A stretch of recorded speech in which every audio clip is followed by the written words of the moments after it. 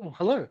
Welcome to a celebration of 60 years of Sounds of Silence, the second album by Simon and Garfunkel, and of course their breakthrough, following of course their breakthrough single released just in September of the previous year, the almost title track, The Sound of Silence, which of course propelled them into the front ranks of the new burgeoning folk rock scene of the day, quite unexpectedly. And as a result, they came together to record album number two very, very swiftly indeed, and the results are what we're listening to today.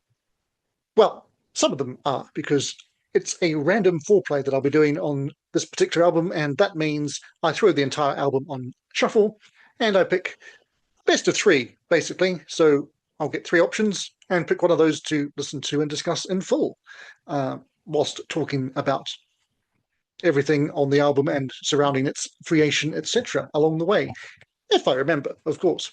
So let's kick off with the tune nice and early on, and throw the headphones on and see what my first three options are going to be.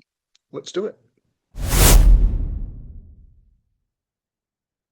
Okay, so I am, of course, using the US version of the album, which is what I grew up listening to, so it doesn't have Homeward Bound on it as the UK edition did, which means that my final choice is only going to be between two songs, but that's a way off yet. We've got a choice of three to start with, and I'll give you a few seconds of each track. So just to help you along in terms of whether you think I'm making the right choices as we go. So do let me know in the comments which of these you would have chosen after I've chosen what we actually hear. Does that make sense? I hope so.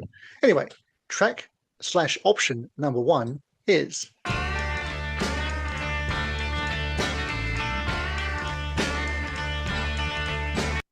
Blessed.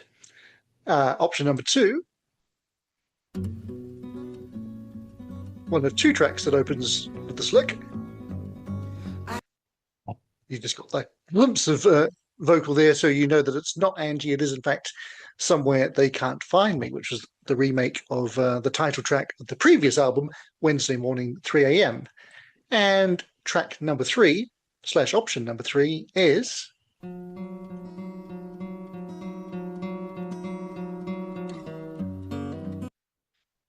that's Kathy's song. Okay, so we have got three interesting ones. None of these are my top tier favorites on this particular album, but they're all good. So what do I go for? Now, there's a little fact on Wikipedia that tells you that the only brand new Paul Simon song on this album was the first option, Blessed. And I mention that because the reason that's even on Wikipedia is due to friend of the channel, Bo Start. So shout out to you, Bo Start. I don't know how much else of that Wikipedia entry is down to him, but at least that bit is. So I'm not going to go with that one, though. I am going to go with the second option, which is, as I say, a remake of the very, very wussy Wednesday Morning 3 a.m., rocked up and hardened up quite considerably to become this Somewhere They Can't Find Me.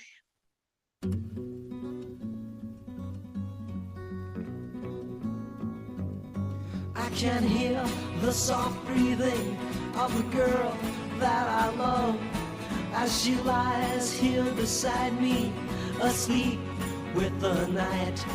And her hair in a fine mist floats on my pillow, reflecting the glow of the winter moonlight. But I've got to creep down the alleyway, fly down the highway. Before they come to catch me, I'll be gone. Somewhere they can't find me. Oh baby, you don't know what I've done. I've committed a crime, I've broken the law. While you were here sleeping and just dreaming of me, I held up and robbed a liquor store. But I've got to creep down the alleyway, fly down the highway. Before they come to catch me, I'll be gone. Somewhere they can't find me. Oh, my life seems unreal, my crime an illusion, a scene badly written in which I must play. And though it puts me uptight to leave you, I know it's not right to leave you. The morning is just a few hours away, but I've got to creep down the alleyway, fly down the highway. Before they come to catch me, I'll be gone somewhere. They can't find me.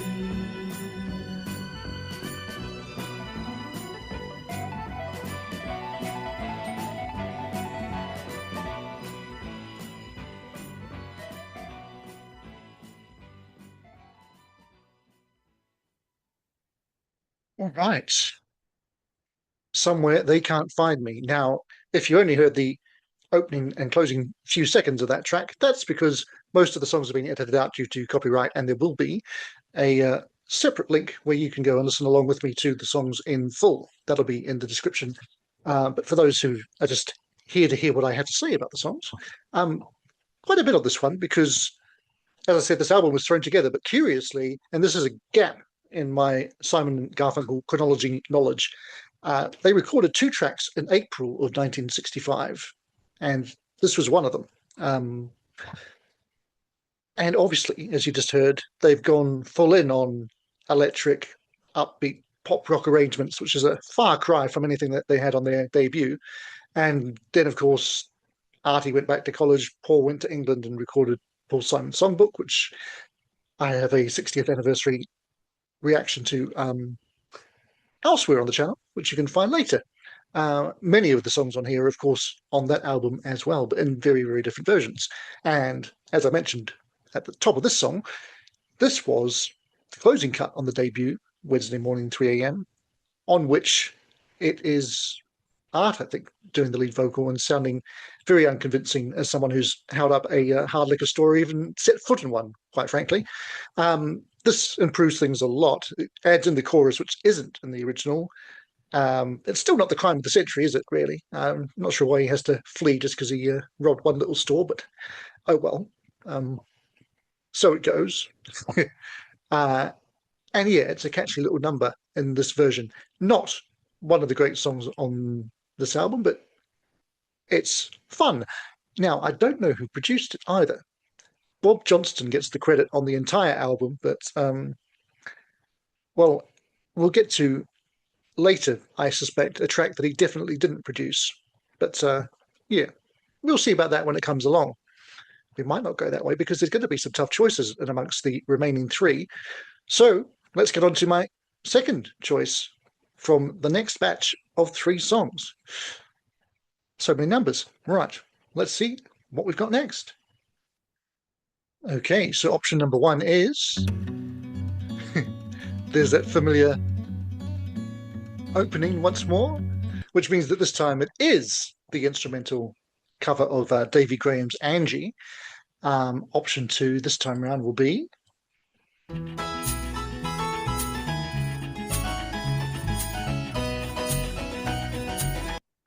Leaves That Are Green, which is one of the songs that we did highlight in its Paul Simon Songbook version a few months ago, which leaves us with one more option, which will be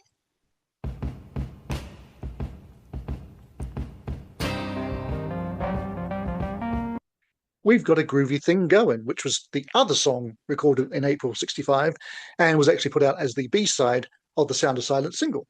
All right, so out of those 3, I'm going to have to make one of the same choices that I made, as I said, when I looked at the Paul Simon Songbook, because Angie's a nice little instrumental, but there's nothing to say about an instrumental, really, is there? This one, We've Got a Groovy Thing Going, is a real throwaway number. I can't believe Paul let it out, really. But the other one is Leaves That Are Green, which is certainly outside of the big hits that bookend this album, very likely my favourite song here. So let's hear it in harpsichord accompanied version. Again, as I say, very different from Paul's earlier solo version that when this came out nobody in America had heard that album, and very few people anywhere had, to be fair. But yeah, the electrified version of Leaves That Agree sounds like this.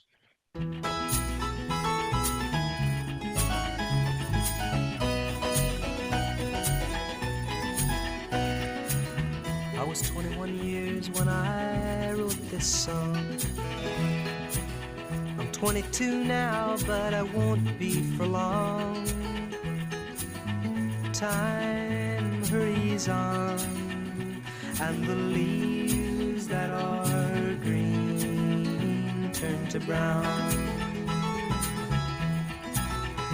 and they wither with the wind,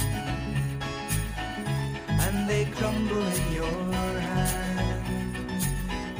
Once my heart was filled with the love of a girl. I held her close, but she faded in the night, like a poem I meant to write. And the leaves that are green turn to brown, and they wither with the wind, and they crumble in your hand. I threw a pebble in a brook and watched the ripples run away, and they never made a sound.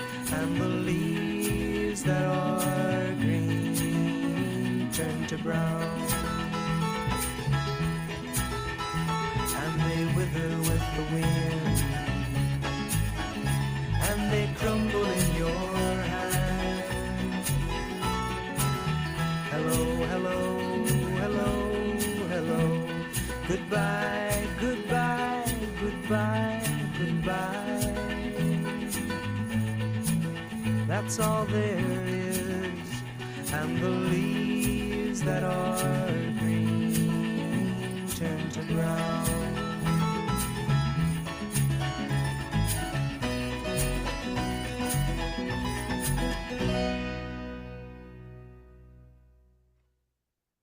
There we go, Leaves That Are Green, as it had on the original acoustic version, that has a nice proper musical ending, which, as we know, is something I'm always going on about. I do so hate a fade out. But that's actually quite acousticy in itself. It's one of the outliers on this album because it was recorded in December '65 along with the bulk of these songs.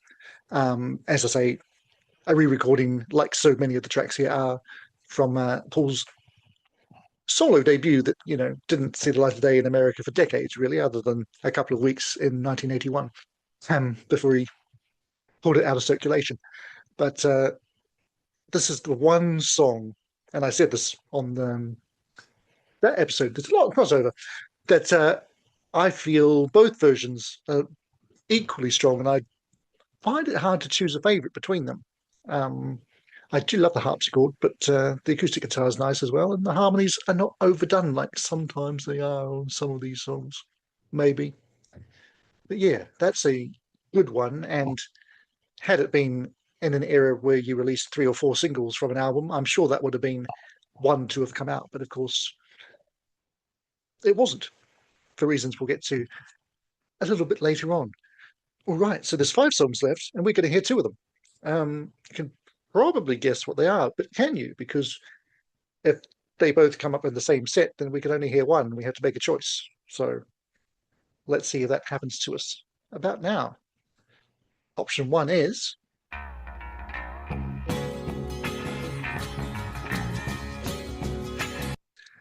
Richard Cory, based on the poem by E.A. Robinson, of course.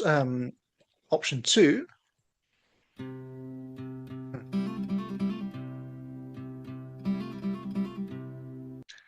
another nice acoustic intro to the other big song from this album, I Am a Rock. And option 3 is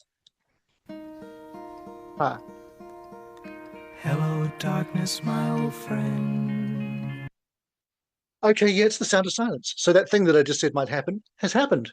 And it's, well, I'm going to address Richard Cory first of all. I probably wouldn't have gone for that one no matter what it came up against, simply because I've already got a video up about it where I compared the Simon and Garfunkel version to the version with them featuring Van Morrison, and you will find that elsewhere later on if you so fancy as well.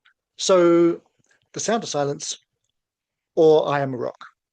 Well, again, harkening back to the Paul Simon songbook, I stated there that that version, the solo acoustic version, is to my mind the greatest version of the song ever. Um, yes, even better than the Disturbed cover. um, Maybe not many people agree with that, but that's probably because not many people have heard that version. As we also noted, the Simon and Garfunkel acoustic version is by far the most streamed song, or most streamed version of the song. It's over 700 million now, whereas this electric version that broke them through and made them famous in the first place has only got about 45 million streams. So I don't know if that's just a Spotify thing and it's decided that the other one is the definitive version, or if that's what the people have decided and that's what they want to hear. It's sometimes hard to tell, isn't it? But anyway, I will just mention the fact that, of course, that version was put together by Tom Wilson, who produced Wednesday Morning 3 a.m.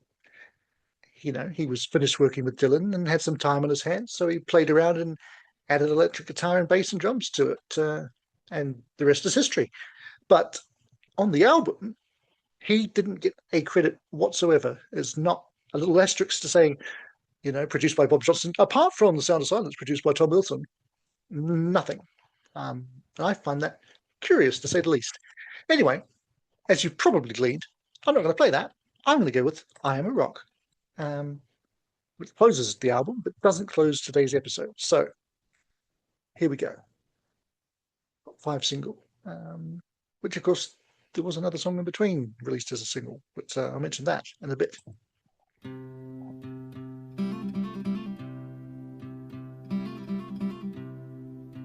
A winter's day in a deep and dark December, I am alone, gazing from my window to the streets below on a freshly fallen silent shroud of snow. I am a rock, I am an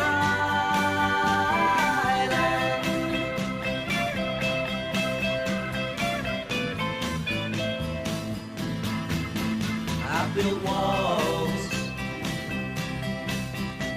a fortress deep and mighty, that none may penetrate. I have no need of friendship. Friendship causes pain. It's laughter and it's loving I disdain. I am a rock, I am an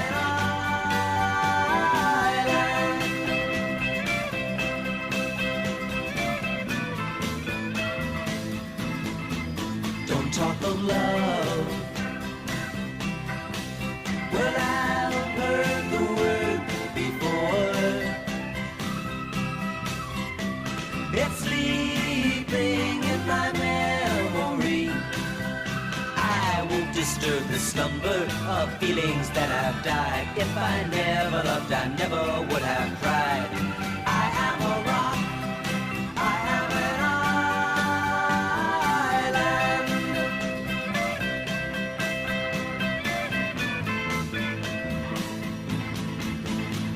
my books and my poetry to protect me. I am shielded in my armor, hiding in my room, safe within my womb. I touch no one and no one touches me. I am a rock, I am an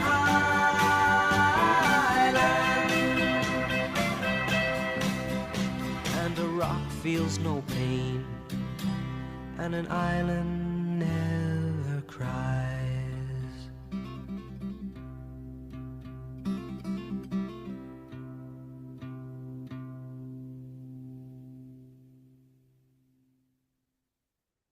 All right.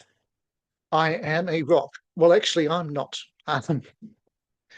Yeah, it's an interesting one, that isn't it? It basically follows the formula set down by The Sound of Silence in terms of having been given that little acoustic intro before bringing the full band in. But this time, Simon and Garfunkel themselves were actually involved with that decision.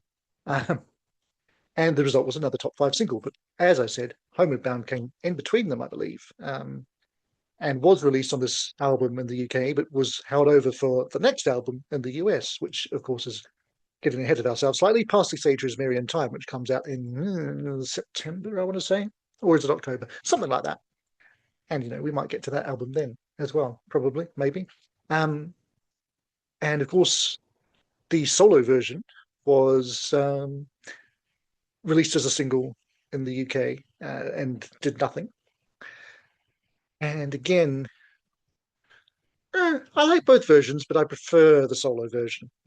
Um, these songs of isolation that Paul was writing at this time really suit a solo interpretation rather than the harmonizing of the duo. The next album, as I say, Passing Sage, would have some material better suited to the pairing vocally, I feel. But yeah, that's just me. As ever, you let me know what you think. Assuming you have thoughts. If you don't have any thoughts at all, that's also fine. All right, we've got one track left, and if you know this album, you know what the choices are. Again, if you know the Paul Simon songbook, you'll know that both of those originally appeared on that. So we're looking at A Most Peculiar Man or April Come She Will. But let's see what order the randomness of iTunes gives them to me in. April Come She Will comes up first, which of course means that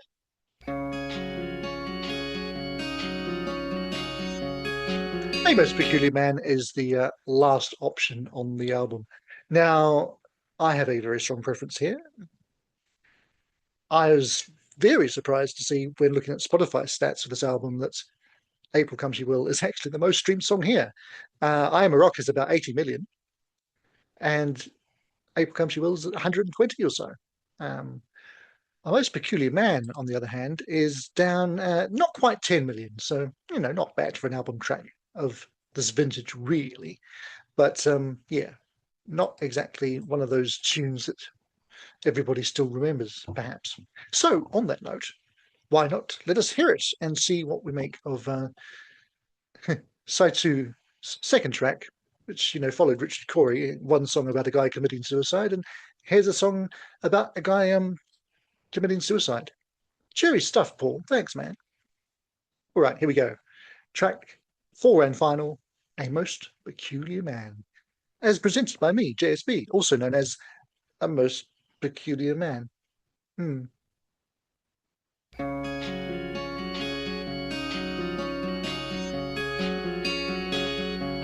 He was a most peculiar man. That's what Mrs. Reardon says, and she should know. She lived upstairs from him. She said he was a most peculiar man.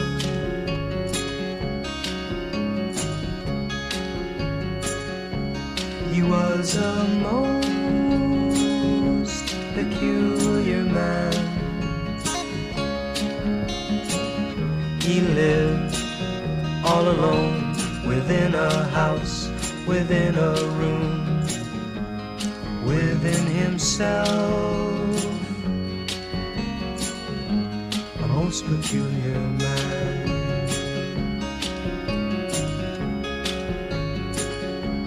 He had no friends, he seldom spoke, and no one in turn ever spoke to him, 'cause he wasn't friendly and he didn't care, and he wasn't like them. Oh no, he was a most peculiar man.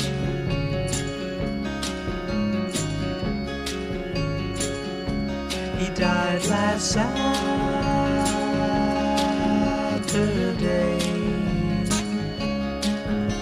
He turned on the gas and he went to sleep with the windows closed so he'd never wake up to his silent world and his tiny room. And Mrs. Reardon says he has a brother somewhere who should be notified soon.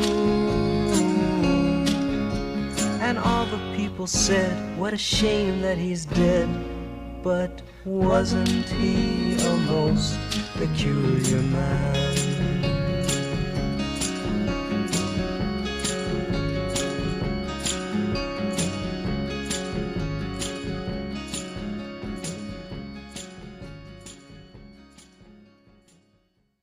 All points off for ending on a fade out, but there we go with a most peculiar man, which has a very similar sound to Leaves the Green on this album, barring the harpsichord. I think they could have brought the harpsichord back for this one. This was actually the very last song recorded for the album, according to Wikipedia anyway. And, you know, I'm assuming that the information is right because when have you ever read information on the internet that's even slightly wrong? Yeah. But I'm assuming there's enough people out there who would know and would correct these things if they were. That said, I see that it does specifically state that Bob Johnston produced everything, and you know what I just said about that not really being the case. So, anyhow, yeah, another example for me of a song that works better without harmonies. I love a good harmony, I do, but sometimes subject matter doesn't really lend itself to it, and that's what I feel with some of these songs, and that's one of them. And for people who don't know, I'm generally quite averse to Garfunkel most of the time. I generally prefer Paul on his own. I was going to add something to that, but I don't really need to. I generally just prefer Paul on his own. Again, most people don't, and that's fine. But I have been listening to this album and the next album and Bridge Over Troubled Water and the Paul Simon Songbook all my life. And yeah, I formed that opinion that I like Paul's solo better quite early on, and I've never been able to shake it. Yeah, Sounds of Silence at 60. What do you make of it? Do you think they did a good job of throwing an album together quickly? Because I think they did, despite some of my criticisms of it. I think in the short time that they had to pull something together, they did a fantastic job, especially in the context of the general album quality at the time, especially on Columbia, who liked, if you had a hit single, they'd just get you in the studio to record a bunch of generic covers, like what would happen to Gary Puckett and Union Gap, or Paul Revere and the Raiders, people like that. So thankfully, they at least let Paul write the songs or just re-record songs he had already written, and the results are decent. They would, of course, come up with much better, including on that next album, where they had a bit more time. Well, actually, a lot more time than this, but then they would go to extreme lengths in later albums, Bookends and obviously Bridge Over Troubled Water, to use ample studio time, shall we say. And on one of those occasions, it worked and was justified, and on the other, maybe not so much. I'm not talking about either of those, and you'll just have to surmise which one I mean each way around. Probably not obvious because most people love both of those albums. Anyhow, that's me. That's 60 years of Sounds of Silence sewn up, and that's alliteration for you and a bit of a lift. I don't know why I'm lifting so. Yeah.